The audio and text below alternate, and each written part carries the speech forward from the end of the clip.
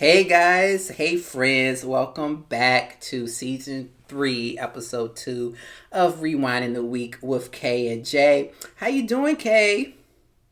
Oh, it's me. How y'all doing? That's you, kid. How you doing, friend? I was sitting there, minding my business. How y'all doing? So we have a special guest with us and a special friend who's dear to my heart. We have MS Kee here. Hi, MS Kee. Hey. How you doing? I'm good. Yes. How are y'all? We are great. Yes. We're enjoying it. Yes, thank you. So it's always good to have our friends. This pop is in here and there. A podcast for friends by friends, right? Mm-hmm. And so we have a great friend with us, supporter of the show, supporter of each other, and that is MS Kee. So we are thankful to have you here. So this week is Rewinding the Week with Double K and J. Oh, it is Double K and J, but the J is the most important one, the one that matters, because it's Aquarius season until the end of 2021. So I heard. Good God. Yes, it's a full moon outside today. It's a lot. It's a full moon outside, and I think that's divine intervention that this is the year of the Aquarius, the year of the air or wind barrier. So it is windy out, so he's right. Yes, honey. Blow you right off your feet, honey. Nearly knock me off the ground. So, friend, what have you been up to since we last talked last week? You know what? I have just been focusing on work. People always get on your nerves when it comes to working. But I am grateful to have a job, especially in this pandemic. And that's been it. Did a little cleaning this past weekend. Did a foot mask on my feet is peeling like crazy. Oh, I couldn't tell. I got on socks. Like, nobody showing this. So for the ones who have, feet that they need to peel, I encourage you to go and get a foot mask off of Amazon. You soak in it for like an hour and a half, and let it sit, and then you take it off and rinse your feet and things, and in a couple of days it starts peeling. But once it's done and it stops peeling, you have smooth and silky feet. So how much does this cost? I think it's on Amazon like $12 or $13. That's not bad. Is it like a black mask and it's like charcoal? They have different ones. Like you can do lavender, whatever. The one I had smelled like nail polish. It was it must be a chemical peel. But it's been working. I have been very much shedding a lot of skin. So can't nobody be sucking on these toes right now. But it will, once it's done, I'll be in full effect, You'll be back to for the ones operations. For the ones got feet fetish shit on. I'm ready. Free, have you ever had somebody say, "Send me a picture of your feet"? Yes. 5 or 6 times. I work on my feet. Okay? These are hard working feet. No. But I do love a good pedicure. Mm-hmm. You got to treat yourself. You ever seen some feet you have to break the bone? They need to break their bone. No, I ain't never seen that, friend. Some rough feet. I do an inspection before. Okay, come on, inspection. Yes. Take care of your extremities, y'all. That's all you got. Your hands and feet. That's your money makers. Hello. So, MS Kee, you graduated from Bowie State. Congratulations. Yay. Woo! So, awesome. How was your experience with graduation being online? And Ken, I want to pick this back onto you because you also had to do like a graduation online. So, Keisha, tell us your experience about online graduation. Like, how was that? Do you feel like you missed out on the walk or anything like that? I feel like I missed out because with all the work I've done, I feel like we should have walked. But hey, what can we do? It's a pandemic. So but it's okay. Once I graduated, got my degree. That paper. Yeah, got the paper. That's all that matters. That paper walking, honey. Hello. All right. How did you celebrate? Just had some, a few drinks. A drive-by. Okay. That was pretty much it. We can't do much, so. Drive-by celebration. Right. Not the other drive-by. I'm here for a drive, especially for a nigga that ain't do right. Okay, but drive-by. That type of drive-by, guys. I just want to let y'all know. Drive-by celebration. So if y'all still looking for somebody, that's not the type of drive-by she was doing. It was a graduation drive-by. Yes, but exactly. Well, what do you think? Because, Ken, you also had to graduate online. So I didn't have the opportunity. Keisha actually got a little more out of her experience than I did because I I finished my degree, but unfortunately, they were going to do the walk in May. I think it was May 2020, and of course with COVID, so they pushed it back to October, and then finally they were like, "Oh, we'll let you know to further notice." And I lost interest just because it had been so long, but I put things in perspective. Yes, I was sad about not being able to walk across the stage because like Keisha said, we had worked hard for our degrees, but I also thought about the many blessings that I had of being able to walk, with high school graduation, with my college graduation, and all these other things that these children were robbed of. I really felt, it really broke my heart to find out that, a lot of these students that were graduating from high school and things, they weren't able to have that experience. Like that is something that you put down in life, in your life book, and they weren't able to have that. So I was really sad about them not having that experience more so than myself, because I'm like, this is a secondary degree, and I'm very happy to be in that space, but it's just, it sucks that people didn't have that to spend with their families. So I just put things in perspective and was like, yeah, I have my degree, very happy. Got through it and things of that nature. And yes, I wanted to walk, but it just wasn't in the plans. Right. So, I graduated maybe 2.5 years ago. 20.5 years. Oh, no, it's 2. Don't add the 0. So I was able to walk. I traveled because I did online, so I just flew there. And I had family out, and I was able to walk and things like that. But I couldn't help but imagine, like, oh my God, what's next? Yeah. Oh my goodness, like, do I need to find a new job, or how long do I have to live in this glory phase of my accomplishments until I have to work now to show what I've done? Like, do you guys feel like that now that you guys have graduated last year? What do you think, Key? Oh yeah, like when I graduated, it was hard to adjust because I feel like I still had to do homework, but then I was like, when can I get a job? Am I going to get a job? Is it going to be okay? Am I going to be okay? So, but as time has progressed, I'm getting interviews. So yay, come on. Yeah, so everything is working out. Amen. Yeah, you do fall in that phase of what's next, and you sometimes you feel like that you need to have a career change, maybe. Right, I know for me, or the reason that I pursued at least my master's was to, of course, exceed in my career, but also it was just a personal goal. Right. I'm a first generation, so everybody in my family, you too, Key? Yeah. So everybody in my family is like, they were very hardworking and still are hardworking people, but I come from the South. We had textile work, and that's what people are accustomed to, is going into plants. So me going in and getting my education, from my undergrad to graduate, that just was a personal thing, because I'm like, I was fortunate enough to get through the process. I can keep going. Now, I ain't going for my doctor now, shit. No PhD after your name PhD, just yet, friend. Not right. Listen, unless somebody paying for it, because these student loans stumping. Yeah, so look, Biden. Exactly. Hello, Biden. I put it at vote. Right, yeah, exactly. But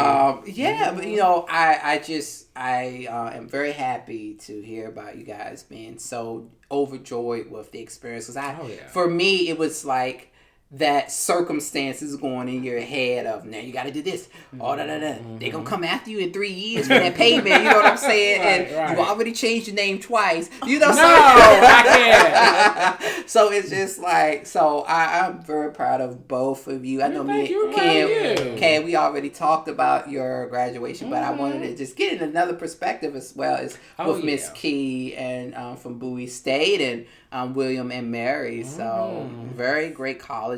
So that's what Black excellence is like. You keep you know what? The kings and queens is right here on the couch. All right now. That is it, honey. Yes, and Ken. But not and Ken. So guys, did you see that Insecure final season is coming? Season 5 will be the final season. I'm here for it because you know what? When it first, I don't know if you remember when it first aired. Oh, I do. But it was very much just a celebration of being able to see people who look and act like us in real situations.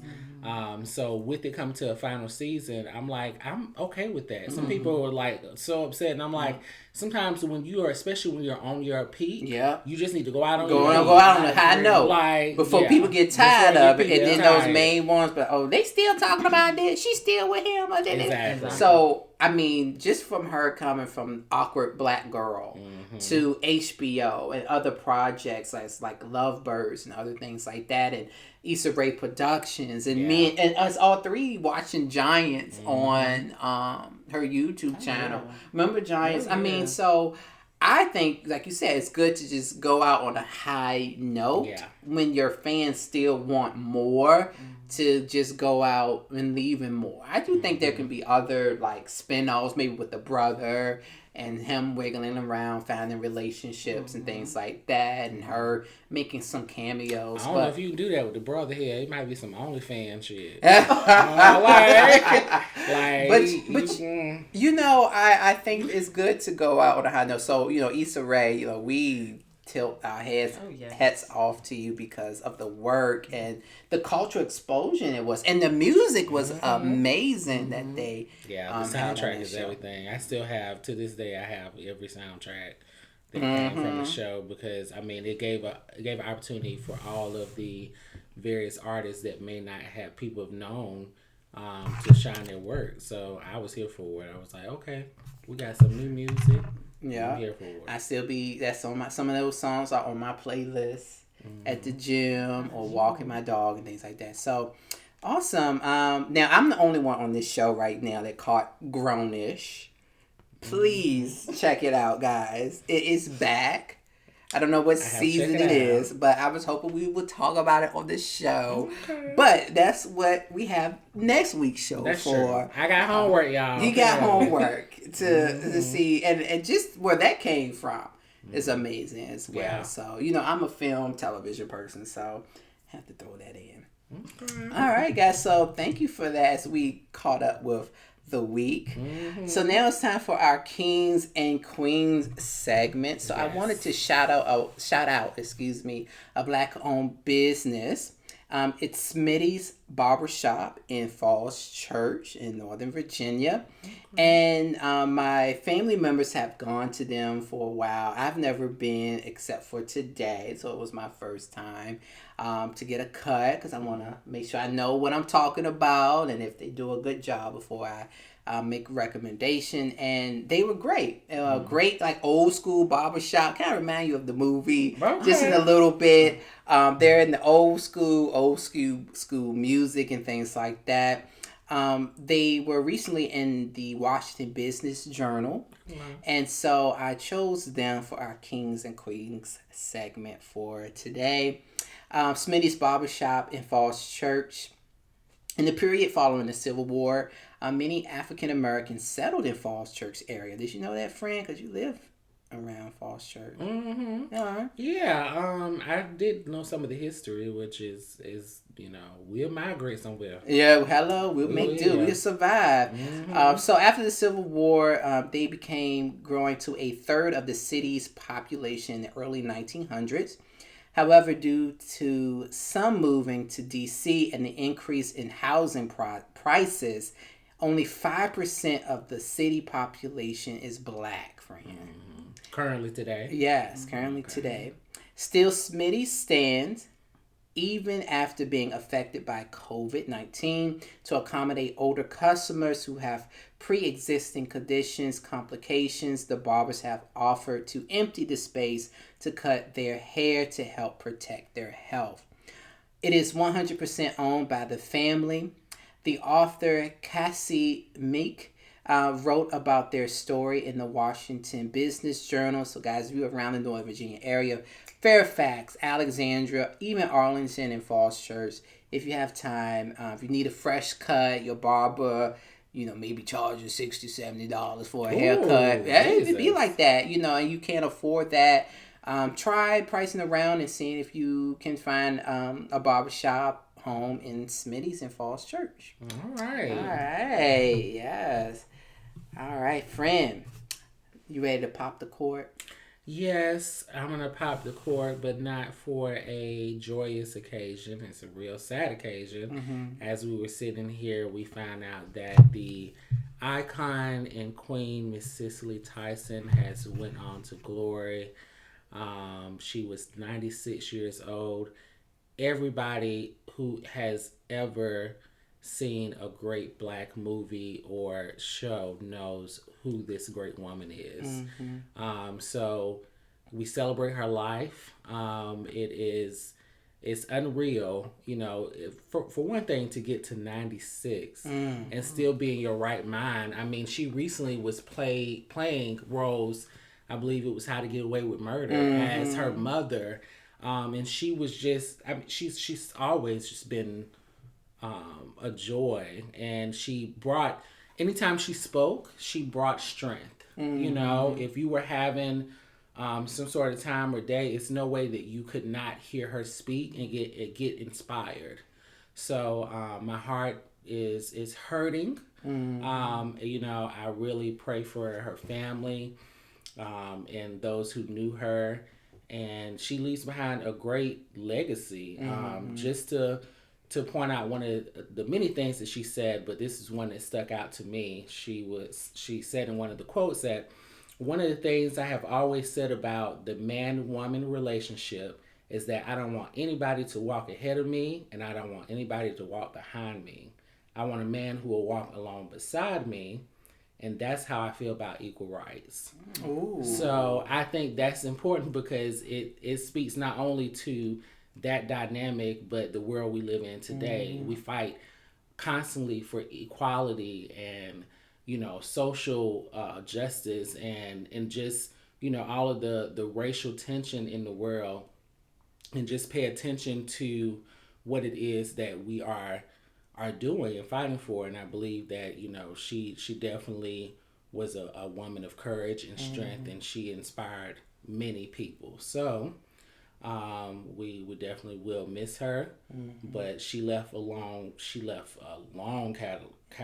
Like, yes, that catalog is big. Yes, it is. So, rest in honor, queen. Yes. I remember. We just found out today. I mean, of course, she died today, but I mean, we were just chilling, and I just gasped because I'm so dramatic. He is. Yeah. I mean, it was for a good reason. It was for a good. I said, "Stop what you're doing." Right. I could not believe it, and so I loved her work. I remember watching her movies in high school and things like that, doing like projects about it. And so 96 is a long time, and we would have loved to have had you longer, Cicely Tyson, but may you rest in honor. That's a good pop to court, friend. Yeah. All right. So, what are we drinking? We are drinking something that is very great, yet, has a slight vulgar name to it. So I'm going to let Miss Kee say. Miss Kee, can you tell us, what did you get for us on this show today? Oh, so what I got was Sweet Bitch now. Yes. Sweet who? Sweet Bitch. That's Sweet Caroline. Not a sour one. Yes. Okay, and so this is Moscato and Rosé. Yes. Okay, so this is my first time trying it on the show, may I add. Kid, what do you think about Sweet Bitch? I actually like it. It has a good bit of body. It does have body. And it's sweet. It's not overpowering. When you think of the name of the brand, and it's just like, okay, this is gonna be a whole sweet setup, or I should expect something real sweet. But it has a nice undertone to it, to where you're not gagging. So I like it.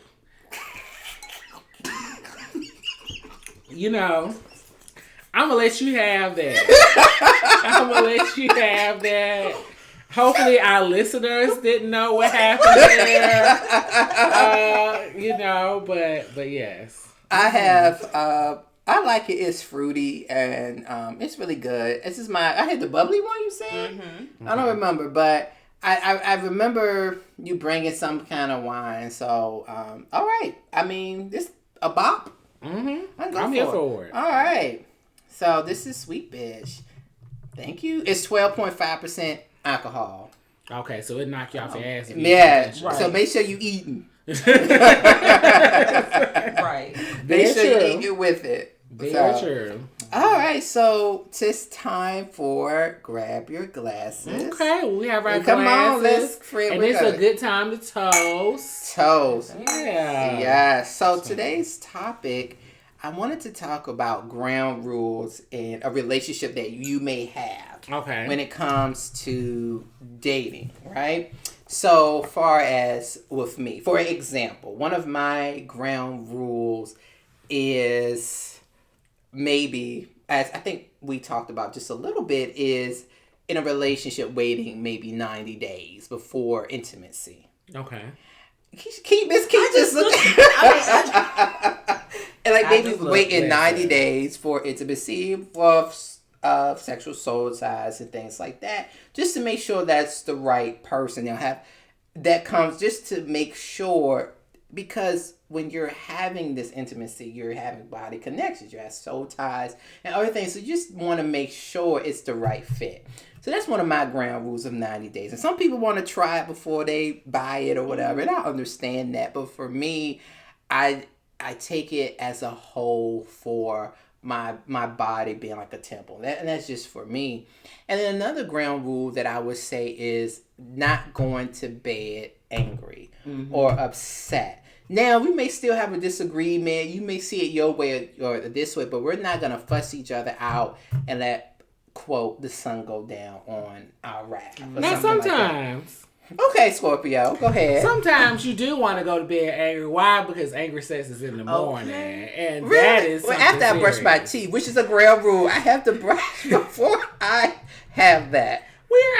Just depends on the person. And what you ate the day before, or the night before, should I say.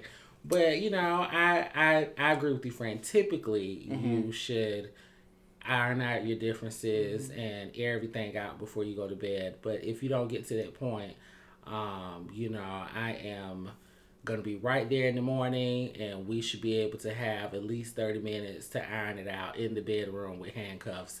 And Friend. Well, I hope you know where the key is, honey. Listen. Gotta go find it. Come find it. When it comes to intimacy, Miss Kee, what do you think with us?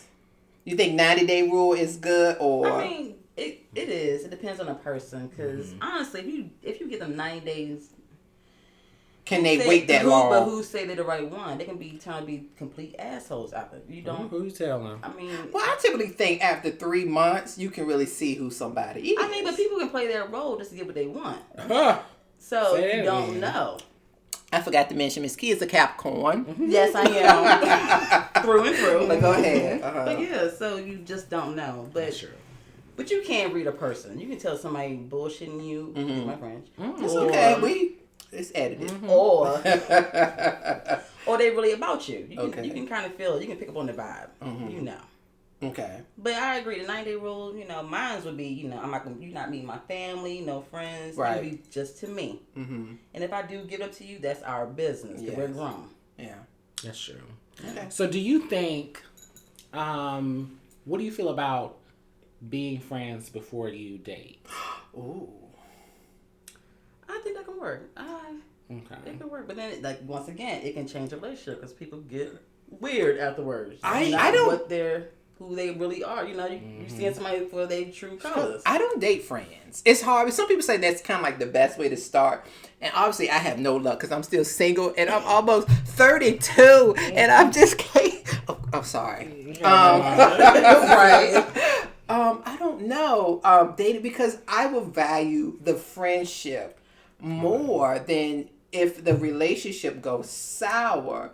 And let's just say I have more. Let's just use Ken as an example. Just as an example. And me and Ken are dating, and then I fall for Ken, and then we don't work out. Then I see Ken going out with other people, and I'm meeting these other people. So I have to make an adjustment and a detachment from Ken. And that's not what I want to do. Right. You know what I'm saying? So I don't know as far as dating friends. I feel like if you getting to know me to pursue me in a relationship, then that's what it should be. And if we don't work it out, for me, and again, I'm still single, so maybe this is not working, is to cut the ties and say, you know what, we can be acquaintances, but I don't know if I can date you and then be friends, or be friends then date and then. I mean, what do you think, friend? Yeah, I feel like it is a thin line that you're going when you have a friendship. I know I've had the experience of being friends with someone and then dating, and the aftermath of that. And I ain't talking about you. You're so silly. And so I have had that whole experience. And what I will say is that after we broke up, it was a time where we weren't, in communication and things of that nature. And the hardest part of getting through dating someone that used to be your friend is the loss of the friendship, because you're like, I knew you before we got to that point, and now not only do I not have you as a lover, I don't have you as a friend. Now we are cool, and we actually started back communication. I think, I don't know, maybe sometime earlier in the year, and it's been fine. But it's just an experience that can be tough, and other people, will probably say, "Oh well, I can date one of my friends, and then we don't work out, and we can still be friends, and it, not be an issue." But I'm like, it's kind of tough. Right? How can that work? Right? I'm like, that's kind of because you have feelings for that person. But some people feel like that, and for me, I feel like that it is it's always a level of denial when it comes to like, oh, we're fine. I'm like, no, we're not good. I had a similar situation, but we didn't talk about that off show because they're a listener. So what I would say is that it's true, and so I feel like for the rules, one of my rules that my friends know, and rules that me and my friends have heard from me because they may have wanted more, was I don't date friends. And I say that as a compliment to the friendship, that I prefer you as a friend because I care for you and I love for you. And dating can be a whole different thing. It's another layer of you that you show versus friendship. You get what I'm saying? Because you're getting to the root of really knowing who that person is, right? So what about friends with benefits? I have never had that this year.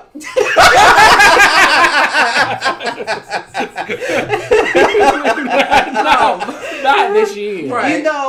I have had it where, in my perspective, is I know what it is, I know what it's not.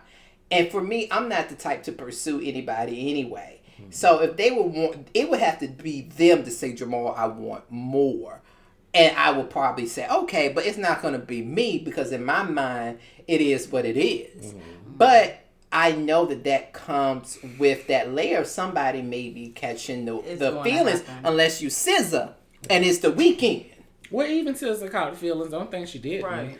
I can understand that. What about you, friend? So, friends with benefits can also be fairly tricky, because you care for that person as a friend, but when you involve sex, it's just like, how do you navigate? Like, okay, so what happens when your friend, because you probably talk to them about everything. What happened when they're like, oh, well, I'm dealing with this other person too, and I'm like, so you over here, you over there, like. So I just feel like it could be very tricky, and the term friends with benefits, for the most part, it's not really friends with benefits. Thank you. It's not really the friend part. It's the WB. It's the WB. It's the WB. Yeah. What do you think, Key, Miss Key? I don't think it works, because, like Ken said, somebody's going to catch feelings. It's going to happen, because I've been in a friends with benefit relationship, and of course, not me, but they caught feelings. I'm just like, it's time to end this, because you're getting a little too deep. Yeah. This is not what I want from you. Yeah. You have to have that mental contract with one another. So, one of the ground rules that I wanted to talk about.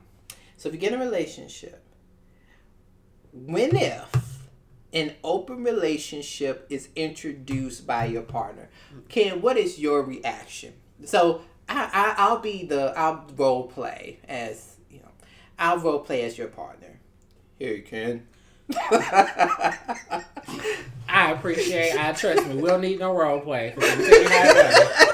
I'm gonna tell you how I already go. So, open relationship, which actually seems to be like a trend right these days, because nobody wants to commit, and I don't see it being for me.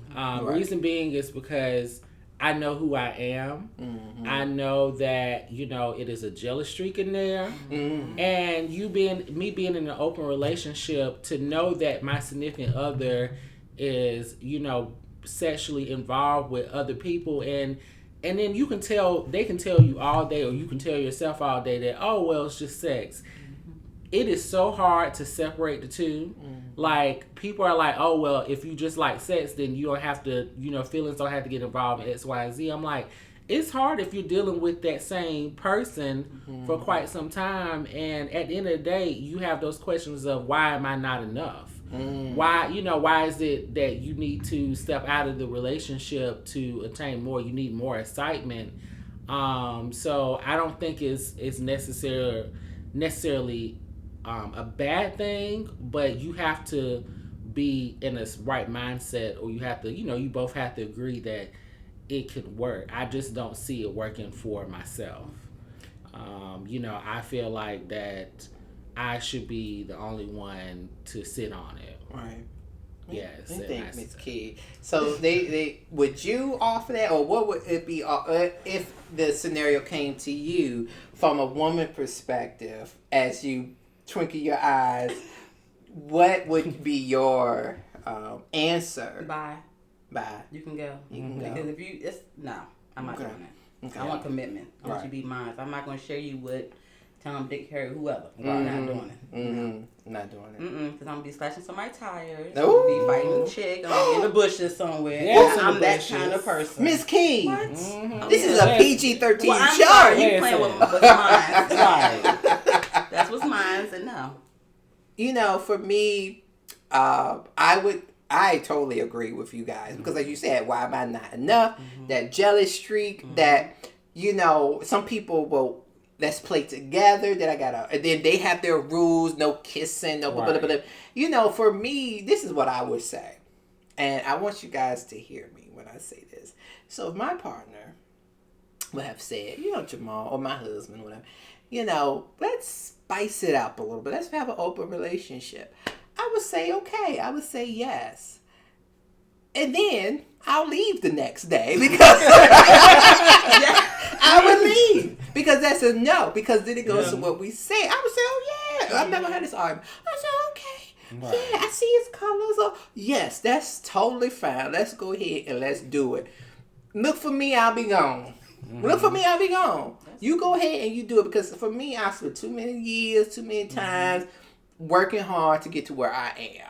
And have a relationship that may get to the point of a true marriage or whatever the case may be. So if you feel like you said, Ken, that I'm not enough or things like that, then you go ahead, you have your cake and eat it too, but you're not going to get this slice. But I would love to hear from those who are open to it and okay with it, people. Just to get another perspective, because I'm like, for me, I would like to understand what is it that we are gaining from this open concept. I mean, you're gaining the sexual component of it being like, okay, this is a totally different person. Maybe they do some things that you don't do, or vice versa. So, but I'm like, beyond that, is it like a power thing? Like I can, I got control over my sex life, or I got control over my fit. Because I think some people look for the setup of like, I can control my feelings. I can control, everything that is happening in my environment when it comes to another person. So maybe it's a power thing. I don't know what it is, but I would love to sit down with someone who is open to it and okay with open relationships, just to get an idea. Because of course, over the years, we've heard of, famous celebrities and things that celebrity couples that do it. And it is what it is. Yeah, we're not yucking the yum. No. But what we're saying is help us understand, because, well, like you said, it might be a whole different perspective. Yeah. And that they can enlighten us with, because it might be different when you get in it. Maybe we might be the ones saying we need an open relationship Yeah, right. because he's not doing it right or things like that. Maybe he's a good provider, but not a good lover. But I have a question though. Go ahead. But can't you talk to that person and let them, what your problem is? Whatever they're lacking, you can talk to them. I do. I think that's totally. This Right. goes to my next thing. Question is segueing in. Is counseling. When do you introduce, if you can introduce counseling in a relationship or marriage? Is it before marriage or after argument, or is it individually, or would you like it together? Like, when do you introduce the prospect of going to counseling together? Is it after an argument, a dispute, or before marriage? Like, some pastors do the little counseling, things like that. Like, when is it a good time in your rule book to introduce counseling? I would go ahead and say, maybe if we just are at each other's throats and there's something there that I can't get through or you can't get through with me, and we need a counselor to dive deep and uncover childhood trauma, past relationship trauma, or not being confident or self-esteem issues and things like that. So what do you guys think about introducing counseling in a relationship together? I know for me, I think that, of course, we want to be able to fix the problem if it's broken. It might be better to, go when it's not broken. So the egg crack. When things are good or they are okay. I think that is a moment to be like, okay, well, maybe we should consider to just do, just a couple check-in, just kind of see, because oftentimes we feel like we're communicating as we should, but we realize like, oh, I'm actually, we actually missing a lot of stuff. Like, I thought you were okay over here. I thought we were good over here, but in reality we're not, or we've been missing some things. So I think it might be okay to consider that option when things are actually okay and not when it's something that is happening in a relationship that's bad. So it just depends on the setup but I'm like, if I can get ahead of it in a sense, that may be helpful, because like I said, you may think that everything is good when actually your partner is dealing with something that is personal to them and individual, that they just haven't opened up, because things may be good, but they haven't opened up to you about some stuff, and you like, okay, well, I need to find out why you ain't really talking about this, or whatever case may be. So that's just my take on it. Awesome. I think that's a great take. So my last question before we move on to pouring that out is, do you have a timeline or a rule when it comes to moving in together? I have not had that experience, so I don't know if MS Kee wants to talk about moving in with somebody, or the timeline of that, a requirement of a timeline or anything like that, or I can talk about it. If you do move in, don't put your bread in the refrigerator, Okay, so I think moving together, if y'all been together like 2 years, a person get their own place, then maybe you can.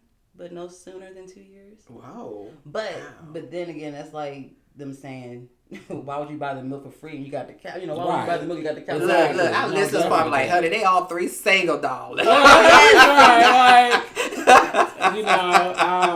So what is the 2 year mark? What is that driver? Do you feel like there's enough time? I mean, that's what I did. I was with somebody for 2 years and we decided to move in with each other. Okay. But looking back, I should have, kept on walking the other way. But hey, it's a learning lesson. Yeah, you right. have to learn. Mm-hmm. Yeah, you still here. Yeah. Tell the story. Right. Yeah. Exactly. But next time I know, you gotta be married. I'm not doing that anymore. I would probably say marriage too. Yeah. I've talked like I'm still gonna have my own place where I may have to still make the payments or rent it out or whatever. But Yeah, I totally agree with that. You know, having your own stuff on the side will be beneficial. Whether it be a studio, 500 square feet in Northwest Washington, D.C., if you can afford it, you know, that would be me. But I would probably say maybe a year and a half is what we can talk about moving in together. And I would see first how it is. Me being over there, your place, and you being over at my place, and he leaves the toilet seat up. Oh my God, you know, or he sings or he snores. Jeez, you know, because in some other countries, and just a quick note, they sleep in separate bedrooms. It doesn't mean that their love is separate. It just means that they just want their own space and bed and things like that. But that's what I have to go into play when it comes to looking for me and thinking about moving in. So, yeah, like I said, I don't have any experience, but I would think that once you are comfortable with that person and vice versa, and kind of get an insight on how they're living, because at some point you are spending a lot of time over their place, or spend a lot of time on your place, and that kind of determines, okay, can we live together? Can we make this work? Because at the end of the day, I'm like, can I deal with your, you come in and you just step out your drawers and leave them right there? I don't know if I can deal with that. Or vice versa. So just something to consider. Yeah. All right. So what do you guys think about rules in dating? Like, can you bend on certain rules? I mean, because it's two to tango. Well, that's what dating. I mean, dating and relationship has a lot of compromise. Correct. Yeah, because you're not dating. What we have to realize, and I think I probably said this last week too, just in a sense, but we are not dating ourselves. Correct. We're dating another person who has their own mind and their own thoughts and their own setup. So I think it's important to acknowledge that and be like, okay, I may have this, quote unquote rule or things this nature, but I need to be able to have some flexibility because I'm not just dealing with myself in this relationship, I'm dealing with another person. That doesn't mean that you bend on every rule. We need to have something for ourselves, but yeah, I think the relationship is definitely rules are always been and at times it's broken. You got to figure out how that works as well. Correct, yeah. Because it may change once you're in it. So thank you guys for listening to our Grab Your Glasses segment. We love to hear from you and your thoughts and ideas, and for open relationships, counseling, as well as moving in together. We would love to hear from you guys. Thank you so much for the support and everything for episode 1 of season 3. So yes, thank y'all. Thank you guys. So let's move on to pouring that out as we begin to wrap up. And so I want to pour that out for the restaurants in Washington, D.C. So my birthday is coming up. Everybody knows it's a federal holiday. But so I was looking at certain places because for my birthday, just celebrate, not with a lot of people, just me and friend or whoever, just a little small. And some restaurants were closed. And I live in Northern Virginia, and I I go in the city for an errand and I come right back. Right. Not to eat in the city and things like that. I haven't eaten in the city of D.C. since September 13th of 2020. Mm-hmm. And more than 60 D.C. restaurants have shut down since the start of the pandemic, according to foodtank.com. Restaurants have taken heavy hits from citywide lockdowns and capacity restrictions to expensive precautionary measures like staff testing, extra cleaning, and safety gear. At least 35,000 Washingtonians have lost their jobs in hospitality, entertainment, and retail so far, accounting for more than 60% of all job losses in DC during the pandemic. Wow. So, this Pour It Out is for you guys. Foodtank.com has sources online for COVID relief for restaurants and things like that. But just searching and seeing, like, it's saying temporarily closed or permanently closed on the website.